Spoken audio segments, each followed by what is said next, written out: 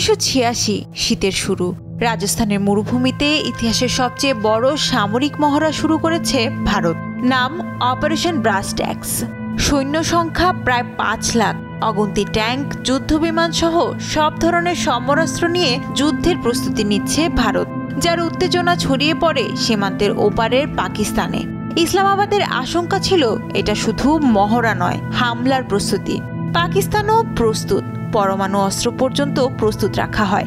রণহুঙ্কারে প্রকম্পিত দুদেশ যুদ্ধ থেকে তখন এক কদম দূরে।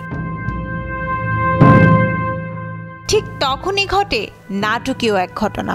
পাকিস্তানের প্রেসিডেন্ট জিয়াউল হক ভারতের প্রধানমন্ত্রী রাজীব গান্ধীর আমন্ত্রণে দিল্লিতে একটি ক্রিকেট ম্যাচ দেখতে আসেন।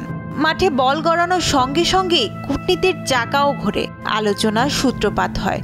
যুদ্ধের শ্বাসরুদ্ধকর উত্তেজনা জমে থাকে আকাশে, কিন্তু শেষমেশ বৃষ্টির মতো নামে শান্তির বার্তাবাহকরা। যুদ্ধ হয় না, দক্ষিণ এশিয়া রক্ষা পায় এক ভয়াবহ বিপর্যয় থেকে। ভারত পাকিস্তানের এই বৈরিতা তো জন্মের পর থেকেই। ধর্মের ভিত্তিতে ব্রিটিশদের করা বিভাজন তাদের চিরশত্রু করে দিয়ে যায়। দেশভাগের পরপরই দুদেশ কাশ্মীর নিয়ে যুদ্ধে জড়িয়ে পড়ে। 1965 ও 1971 সালে আরও 2 দফা মরণপণ লড়াই করার পর ক্ষান্ত হয় দুপক্ষ। এরপর দুদেশের সম্পর্কে অবিশ্বাস আর উস্কানি থাকলেও তা যুদ্ধের পর্যায়ে গড়ায়নি। তবে যুদ্ধের উপলক্ষ তৈরি হয়েছে অনেকবার, কিন্তু যুদ্ধ হতে হতেও শেষ পর্যন্ত হয়নি। অপারেশন ব্রাস ট্যাক্সের এক যুগ পর দুদেশে অল্প দিনের ব্যবধানে পরমাণু বোমার বিস্ফোরণ ঘটালে উত্তেজনার পারদ আবার চড়তে থাকে। 1999 সালে হঠাৎ উত্তপ্ত হয়ে ওঠে কাশ্মীরের কার্গিল। বরফ ঢাকা পাহাড়ের গায়ে পাকিস্তানি সেনাদের অনুপ্রবেশে শুরু হয় সংঘাত। ভারতীয় সেনাবাহিনী যখন পাল্টা আঘাত শুরু করে, আন্তর্জাতিক মহল আশঙ্কা করেছিল এই সীমিত পরিসরের যুদ্ধ ছড়িয়ে পড়তে পারে বৃহৎ অঞ্চলে। কিন্তু সেই আশঙ্কা বাস্তব হয়নি। যুক্তরাষ্ট্রের প্রেসিডেন্ট বিল ক্লিন্টনের সঙ্গে বৈঠকে পাকিস্তানের প্রধানমন্ত্রী নওয়াজ শরীফের দেওয়া প্রতিশ্রুতিতে শান্তি ফেরে। কার্গিলের যুদ্ধ থামে বটে, তবে দুদেশের সম্পর্কে তখনও বরফ জমা। 2001 সালে এই সম্পর্ক পৌঁছায় আরেকটি ভয়াবহ অধ্যায়ে। ভারতের পার্লামেন্টে এক সন্ত্রাসী হামলার পর অপারেশন পরাক্রম শুরু করে নয়াদিল্লি। সীমান্তে মোতায়েন করা হয় প্রায় 5 লাখ সেনা। পাকিস্তানও সমান তৎপরতায় পাল্টা ব্যবস্থা নেয়। দীর্ঘ 10 মাস ধরে চলতে থাকা এই অচলাবস্থায় দুদেশের সেনারা পরস্পরের চোখে চোখ রেখে দাঁড়িয়ে থাকে। শেষ পর্যন্ত বিশ্বশক্তিগুলোর চাপ, বিশেষ করে রাশিয়া ও আমেরিকার সক্রিয় মধ্যস্থতায় যুদ্ধের ভয়াবহতা থেকে বাঁচে দক্ষিণ এশিয়া। দুই দেশের সেনারা ধীরে ধীরে পিছু হটে। পরবর্তী বড় ঘটনা 2016 সালে 18 সেপ্টেম্বর জম্মু কাশ্মীরের উরিতে ভারতীয় সেনা ঘাঁটিতে সন্ত্রাসী হামলার ঘটনায় ভারতের 19 জন সেনা নিহত হন। ভারত দায়ী করে পাকিস্তান ভিত্তিক জঙ্গি গোষ্ঠী জৈশ-ই-মোহাম্মদকে। 10 দিন পর সার্জিক্যাল স্ট্রাইক পরিচালনা করেন নিয়ন্ত্রণ রেখার ওপারে। কমান্ডো বাহিনী জঙ্গিদের ঘাঁটি ধ্বংসের দাবি করে। উত্তেজনা পৌঁছে যায় চরমে। পাকিস্তান অভিযোগ অস্বীকার করে আন্তর্জাতিকভাবে ভারতের বিরুদ্ধে সরব হয়। শেষ পর্যন্ত দুদেশই যুদ্ধের বদলে কূটনৈতিক লড়াইকেই গুরুত্ব দেয়। আগুন জ্বললেও সেটি ছড়ায়নি।